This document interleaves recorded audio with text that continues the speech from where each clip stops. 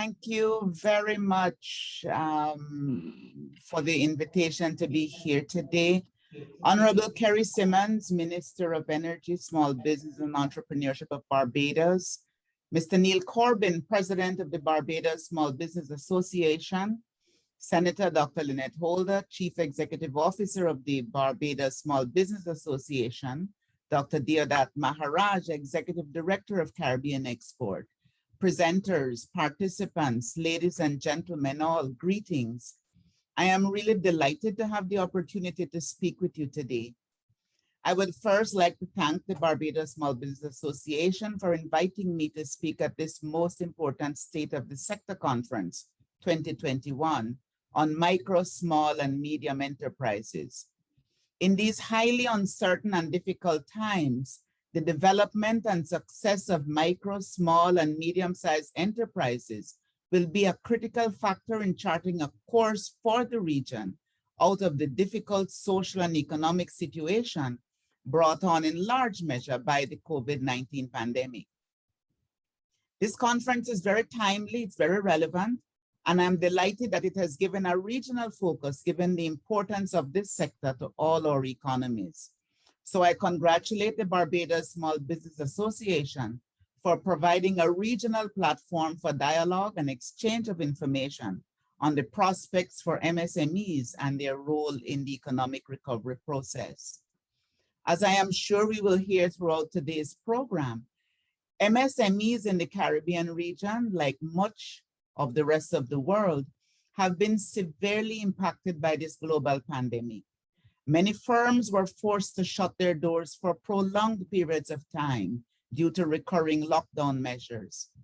Many lost employees and customers due to the slowdown in economic activity. Many MSMEs will not be able to survive and recover without support. The pandemic has exacerbated the difficulties faced by our regional economies.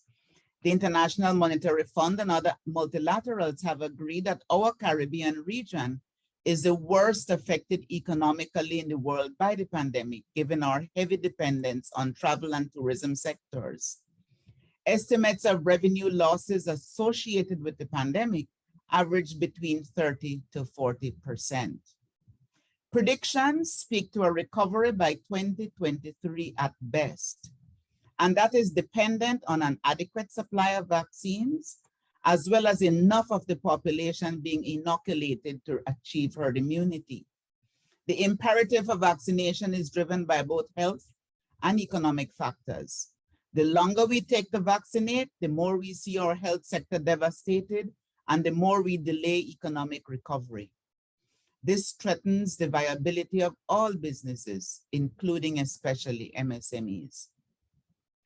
Madam Chair, the revised Treaty of Chaguaramas enjoins the Caribbean community to adopt appropriate policy measures to encourage the development of competitive MSMEs in member states through a facilitative legal, economic, and administrative framework.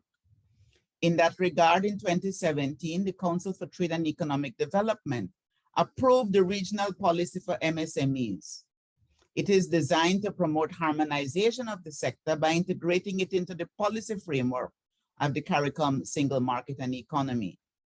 The policy outlined key principles, specific measures, and programs to improve the productive capacity, competitiveness, profitability, and sustainability of the MSME sector, and by extension, increase wealth creation and employment opportunities. This is in recognition of the crucial role of MSMEs in the economic development of the region. Our member states follow the global trend, where MSMEs employ more persons than larger businesses and contribute much more to GDP. In Barbados alone, the Small Business Association reported that MSMEs account for approximately 92% of formal enterprises and over 60% of private sector employment. Importantly, it is a primary employer for women, youth, and vulnerable groups. Your businesses are a major driver of the region's economies, creating jobs, taking advantage of emerging opportunities, and assisting in driving economic growth and social stability. Therefore, we must devise strategies to support the sector, to enable these enterprises to survive the effects of the pandemic and to be active participants in the recovery process. As the bedrock of entrepreneurship, MSMEs are an essential in the building of a socially and economically resilient Caribbean community. In making that journey to resilience, we have to create an environment that harnesses and encourages innovation, creativity, risk-taking, and boldness. These are characteristics with which our people are generously endowed, and these must now be employed in a focused manner to our advantage. In striving for competitiveness and searching for avenues to expand the range of possibilities for MSMEs to grow, I would like to suggest some areas which may bolster the quote-unquote enabling environment. The region has unfortunately lagged behind global trends in adopting technology, digitization of business, and e-commerce. The potential of the single ICT space has yet to be realized. Last Tuesday, in launching the CARICOM Digital Skills Task Force, I noted that before the pandemic, digital skills were valued, but now they are vital to keep up with the growing trend of the virtual world in which we live and must thrive. Strong collaboration is needed between the public, private, and civil society sectors to promote learning and skills delivery in different environments and make it accessible and inclusive to all. The private sector is well positioned to meet and expand this increasingly urgent and unmet need and demand. The bottom line is that digitization of business and e-commerce are essential to building competitive and resilient MSMEs. In fact, we have seen over the pandemic that firms and consumers shifted their focus towards digital and online channels to conduct business. Digital business allowed MSMEs to continue operations, earn income, and remain solvent during the pandemic. Consumers themselves sought to source their products and services online, including digital services such as music, online education, and gaming. Firms that made the transition were able to survive better and in many cases thrive well. As a region, we need to sustain this push towards digital business and move the existing bottlenecks that exist. The Inter-American Development Bank has noted that many countries in Latin America enacted several measures to strengthen business continuity and resilience through digital trade, including improvements in digital and physical connectivity, availability, and uptake of digital tools, and the development of digital skills and abilities.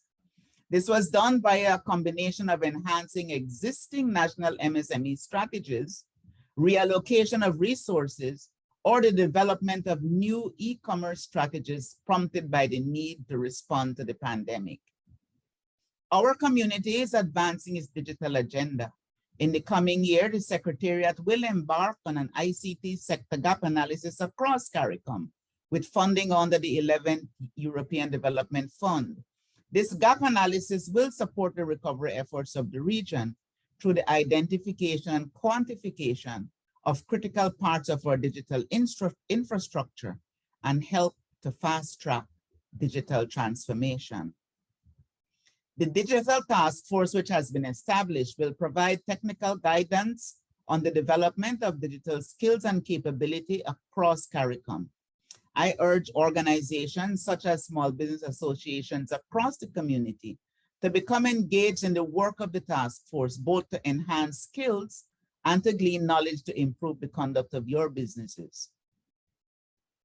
As our region strives towards the goal of being resilient, one of the main factors inherent in sustainability is renewable energy. The Caribbean region faces some of the highest energy costs in the world. Most of us are energy importers. CARICOM countries possess immense renewable resource potential, including biomass, geothermal, hydro, marine, solar, and wind. The aggregated contribution of renewable power to the electricity sector within the region has improved, doubling over the last decade, from around 6% in 2010 to around 12.3% in 2019. The target is for 47% by 2027.